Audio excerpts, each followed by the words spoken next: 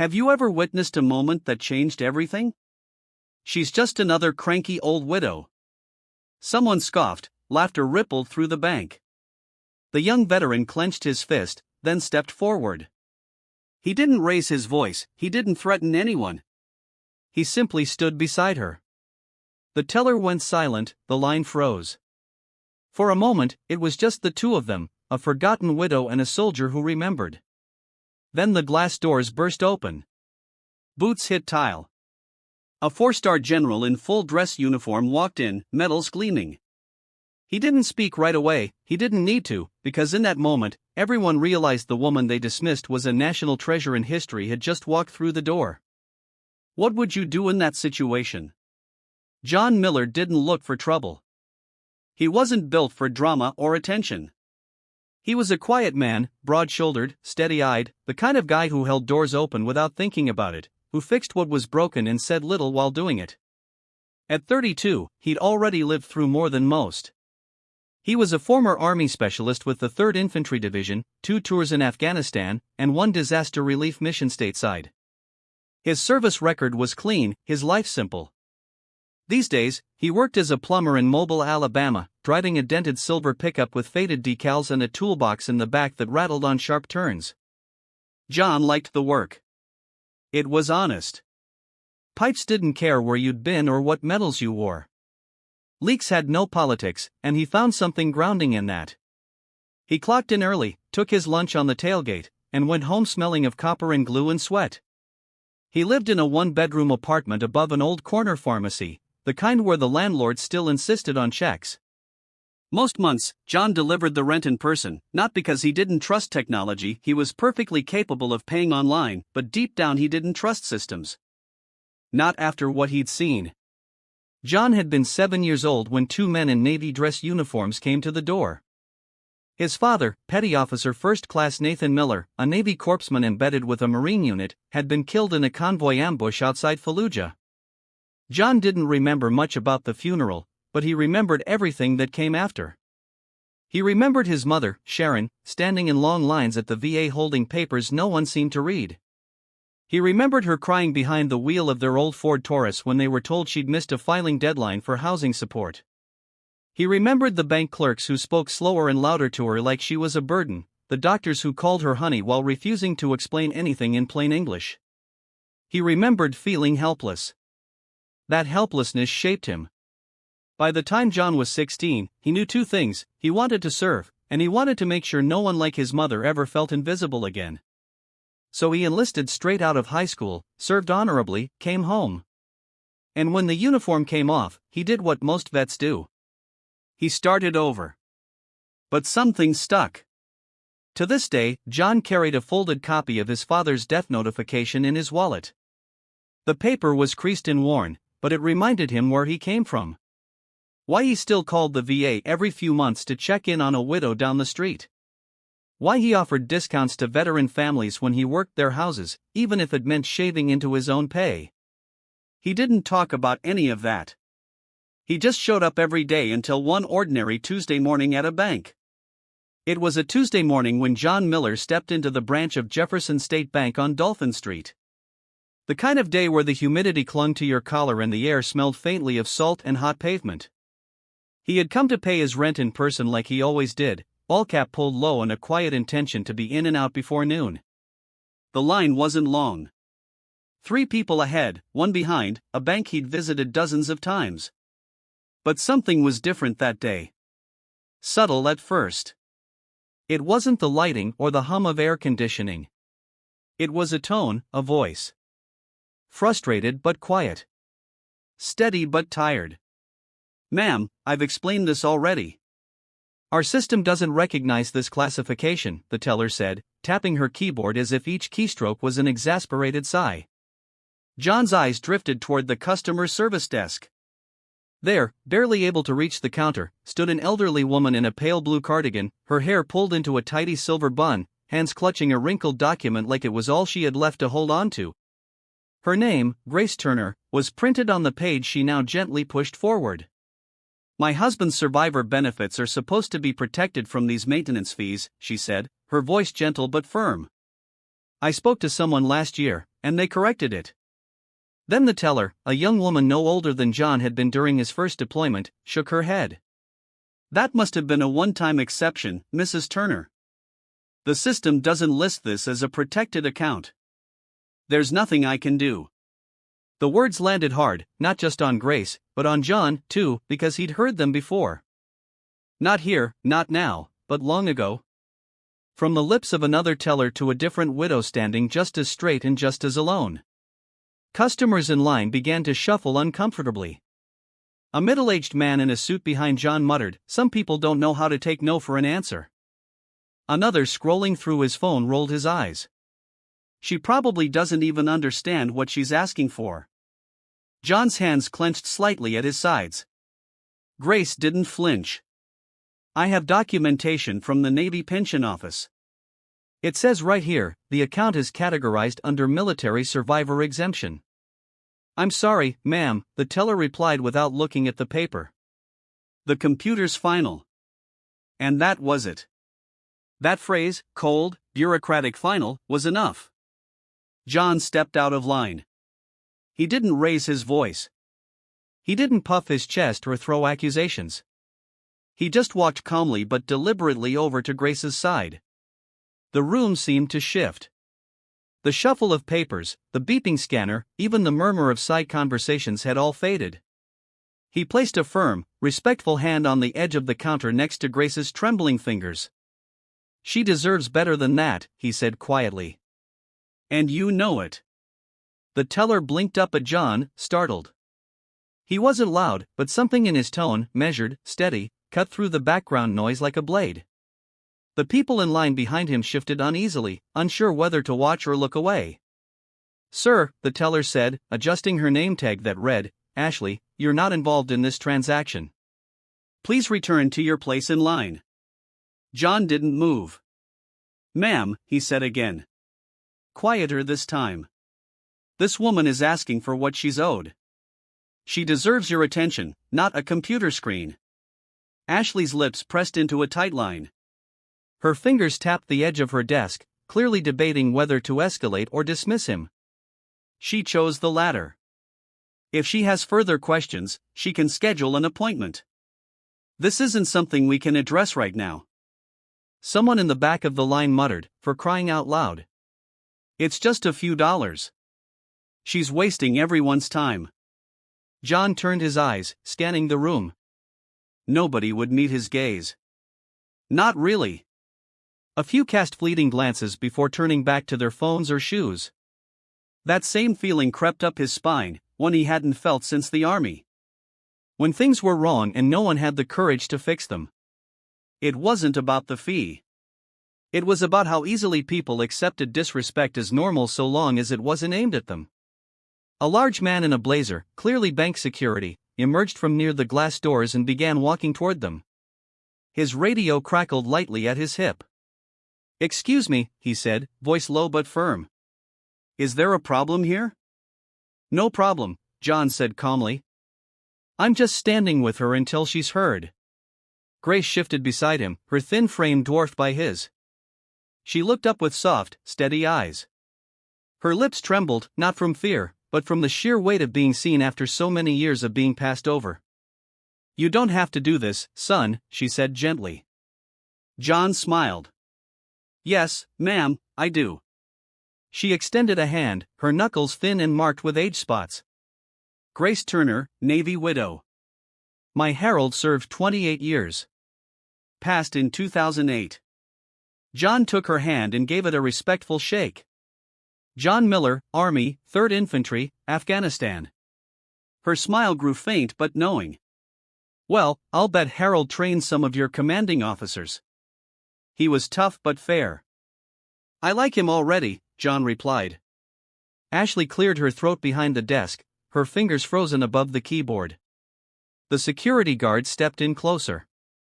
"Sir, I need to ask you to return to your place in line or I'll have to escort you out."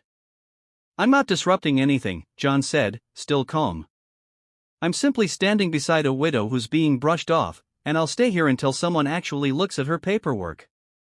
His voice was soft, but it carried weight like a command given with absolute clarity. That's when the room went still. The air inside the bank grew thick with the weight of uncertainty. Teller Jennifer's fingers twitched above her keyboard. Her eyes flicked between John and Grace, the assertive veteran and the silent widow. She looked like a person who had realized the ground beneath her wasn't as solid as she thought. "I'll get the manager," she muttered and disappeared through the side door without waiting for permission. John didn't say anything. He didn't need to. He simply stayed where he was beside Grace. His arms loose at his sides, his stance unthreatening but immovable. The kind of posture that said, "I've been through worse, and I'm not going anywhere."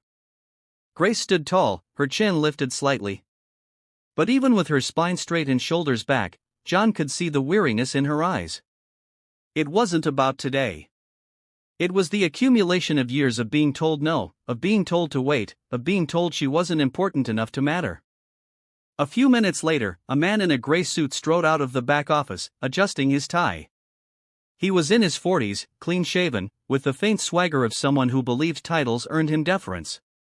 "I'm Thomas Randall," he said, addressing Grace with a tight-lipped smile.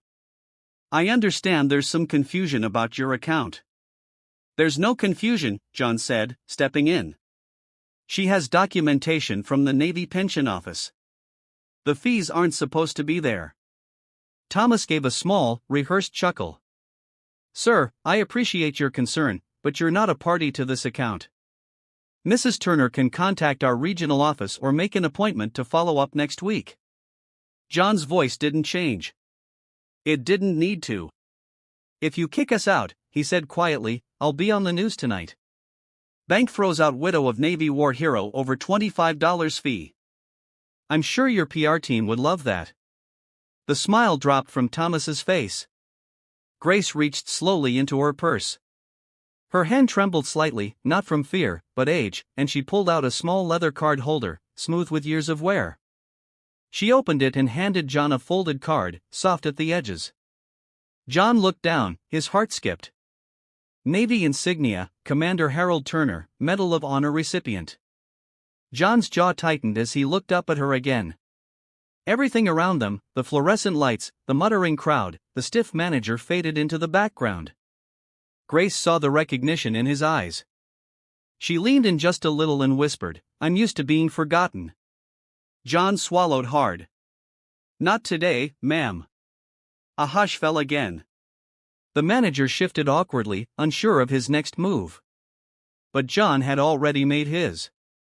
He stayed standing, and that changed everything. The argument at the counter had reached a simmering pause, tension hanging like dust in the light. John still stood by Grace, his hand at his side, clenched just enough to betray how close he was to boiling over. The manager looked like he was weighing the PR risk against his policy manual. Customers glanced between their phones and the growing commotion, unsure whether to stay or quietly slip away. Then, without warning, the glass doors to the bank burst open. Cool air rushed in and every head turned. Boots struck the tile floor in crisp, deliberate rhythm. A tall man entered, framed by sunlight. He wore a U.S. Army dress uniform, deep navy blue with gold trim and ribbons that caught the light like a mirror to history. For silver stars on each shoulder, rows of medals across his chest. He moved with authority, not arrogance. Purpose, not haste. The bank fell completely silent. Behind him followed two officers in similar formal attire, their faces serious, posture flawless. General Harlan Briggs had arrived. The security guard instinctively stepped aside. Even the manager's jaw tightened, his confidence visibly shaken. The general didn't scan the room. He walked with certainty straight to the counter where Grace Turner stood beside John. He stopped just short of them. "Mrs. Turner," he said, his voice deep and steady. "We've been looking for you." Grace blinked in surprise, then recognition lit her face. "Harlan," General Briggs offered a warm nod. "It's good to see you, Grace." John stood a little straighter instinctively. "Military training never really left you." The general turned to him. "And you are John Miller, sir. Former 3rd Infantry." Briggs extended his hand. "Specialist Miller. Thank you for standing with her." He then turned, facing the room like a man used to commanding attention. "I imagine many of you don't know who Grace Turner is," he said, voice resonant. "Let me explain." He paused, scanning the stunned faces watching him. "Grace is the widow of Navy Commander Harold Turner, Medal of Honor recipient. But she didn't just marry a hero. She was one." He gestured to her gently. "For more than 3 decades, Grace helped establish family support programs for Navy spouses. She counseled the wives of deployed sailors, helped organize emergency relief during base evacuations, and personally mentored over 500 young military families through their first tours." A ripple of murmurs moved through the lobby. "And after Commander Turner died, saving 3 of his men during a mission abroad, she didn't stop. She's logged over 14,000 volunteer hours at VA hospitals. Most of you never saw her because she wasn't asking for recognition. She was too busy serving quietly." The silence in the bank deepened as General Briggs turned back to the counter, lifting the worn document Grace had tried so patiently to have someone read. "This account," he said, holding it between 2 fingers, "is protected under Section 9B of the Military Survivor Pension Act. This fee, applied twice now as I understand it, was not only unjustified, it was illegal." A gasp escaped someone near the back of the room. The manager's face turned a shade paler. He began to stammer. "General Briggs, if there's been a this isn't about clerical errors," Briggs said, his tone sharpening. "This is about the culture inside this building. A widow walks in with proper documentation and gets brushed off by 2 employees and half a dozen customers who would rather look at their phones than speak up." He scanned the crowd, letting the discomfort settle on their shoulders. "Let me be clear," he continued. "I'm ordering a full audit of this bank's veteran-related accounts. Every case involving survivor benefits, combat-related pensions, and VA exemptions will be reviewed. One of my officers will remain here today to start that process." He nodded to the officer behind him who pulled out a notepad and began recording names. The manager swallowed hard, his voice barely above a whisper. "Of course, General." Briggs turned to John. "You, Specialist Miller," he said, his tone softening. "What you did here today, we try to train it into young soldiers. We drill honor, courage, loyalty. But standing up like you did in a place like this with no backup and no orders, that's the kind of leadership we can't always teach." John, still standing at Grace's side, gave a respectful nod. "I just did what was right, sir." "That's why I'd like to ask something of you," the general said. "We've been developing a civilian liaison program to bridge the gap between veterans, their families, and local institutions.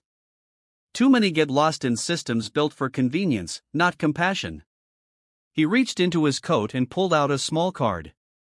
"Come work with us. You'd be the kind of man we trust to represent us out there on the home front." John looked down at the card. It bore the seal of the Department of the Army and the words Veteran Community Affairs Liaison in bold across the top. "I'm honored," he said, voice quiet. Briggs smiled. "The honor's ours." Behind them, the bank's customers had gone quiet. No more jokes, no more sighs of impatience. Now they watched 2 generations of service meet in a moment of reckoning, and no one dared look away. John Miller didn't give the general an answer right away. He held onto the card for a few days, tucked it in the center console of his truck, between a pack of gum and a wrench. But the more he thought about it, the more he replayed Grace's voice, the look on her face when she whispered, "I'm used to being forgotten." The more he realized that plumbing could fix leaky pipes, but not the kinds of cracks that ran through the lives of men and women like him. He called the number. By the following month, John Miller was no longer just a plumber. He was wearing a pressed button-down shirt with a name badge that read Veteran Community Affairs Liaison, U.S. Army. His office was inside a modest building near the VA hospital in Mobile. Nothing flashy, just a small space with 2 chairs, a desk, and a bulletin board filled with local housing, mental health, and benefit contacts. But for the first time in a long while, John felt like he was building something that couldn't be washed away by rain or time. His job was simple, in theory, helped veterans navigate the system.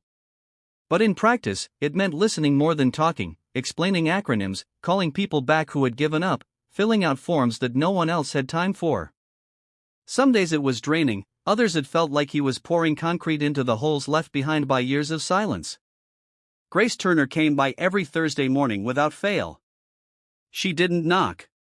She just walked in with a smile and a container of oatmeal raisin cookies, her late husband Harold's favorite.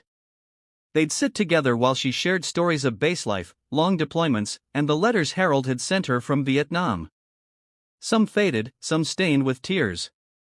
Some ending with nothing but the words, "Come home to me when this war is done." Those stories became the soul of something larger. Soon, Grace and John organized small gatherings in the office every other Saturday. Veterans from Korea, Vietnam, Iraq, and Afghanistan all seated around fold-out tables with coffee, cookies, and unspoken burdens slowly made visible. They called it the Circle, a name Grace coined. It wasn't therapy. It wasn't official, but it was real. Word spread. A few folks from local churches brought in donated meals. A retired nurse helped veterans with medication schedules. A high school student started recording their stories for a history project that would later be displayed at the public library. What started with one widow and one quiet veteran standing at a bank counter slowly turned into a movement of quiet courage and healing. And for the first time in years, John felt something he thought he'd lost after discharge: purpose. 1 year to the day after she first walked into Jefferson State Bank with a folder in her hands and dignity in her step, Grace Turner passed away in her sleep. There was no struggle, no drama, just the quiet settling of a life that had carried generations on its shoulders. John Miller found out the way Grace would have wanted, through a simple phone call, no fuss. Her niece had called him early that morning. "She thought the world of you," the woman said softly. "She kept talking about those Saturdays at your office, about how she felt useful again." The funeral was held at a small chapel on the west side of Mobile. White pews, sunlight pouring through stained glass windows, a folded flag resting at the front beside a framed photo of Grace and Commander Harold Turner. He in uniform, she in pearls, both smiling with that kind of quiet contentment born only of shared sacrifice. John wore his Army service dress for the first time in years. Not because protocol demanded it, but because Grace Turner had earned that kind of respect. When it came time for remarks, John walked to the pulpit. He didn't bring notes. He didn't need them. "I met Grace in a bank," he began, his voice steady. "She was being ignored, talked over, treated like someone whose time had passed. But Grace was never just someone's widow. She was a leader, a builder, a protector of families, and if you ask me, a soldier in her own right, just without the medals." He paused, scanning the room. But that day, something happened. A whole room was reminded of who she really was. And in the years since, she reminded a whole town. As he stepped down, a retired Navy officer who had once served under Commander Turner saluted Grace's casket. One by one, veterans in attendance stood. No one asked, no one prompted. It just happened.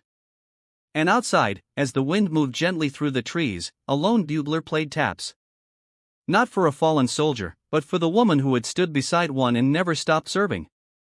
Weeks later, something extraordinary happened. Grace's story, her stand at the bank, the arrival of General Briggs, the founding of the Circle, was picked up by a national columnist writing a Memorial Day feature. The piece went viral, networks called. Veterans groups shared her name across the country. By the end of the month, Grace Turner's name was etched onto a new plaque at Arlington, not just beside her husband's, but on a separate bronze panel honoring military family service. At its base were the words John had spoken at her funeral. She was never just someone's widow. She was a soldier of a different kind. In the end, it wasn't the medals, the uniforms, or even the general that changed everything.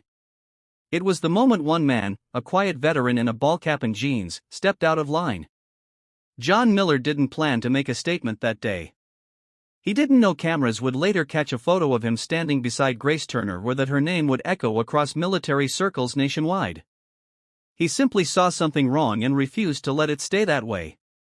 And that's the lesson her story leaves behind. Sometimes all it takes is one person standing still when everyone else turns away. Not shouting, not demanding, just standing.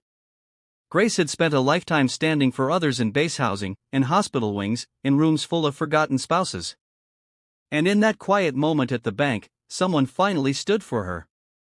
Their story isn't just about military service. It's about dignity, about seeing the person behind the paperwork, about remembering that the freedoms we enjoy are upheld not just by those who fight, but by those who wait, who sacrifice, who keep going after the bugles fall silent. And maybe this story isn't just about Grace Turner or John Miller or even a bank that forgot how to listen. Maybe it's about us. Because in today's world where people scroll past pain, where patience runs short and kindness feels like a lost art, one moment of standing still for someone else can ripple farther than we imagine. Think about your own life. Have you ever seen someone overlooked, brushed aside at a counter, talked over at a hospital, a grocery store, a waiting room? Did you say something?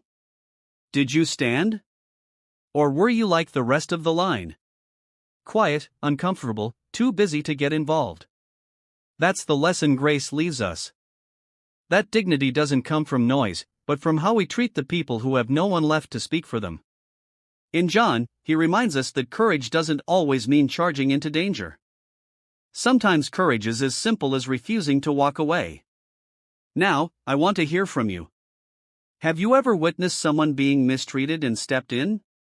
Or maybe you were the one being dismissed and someone stood by your side?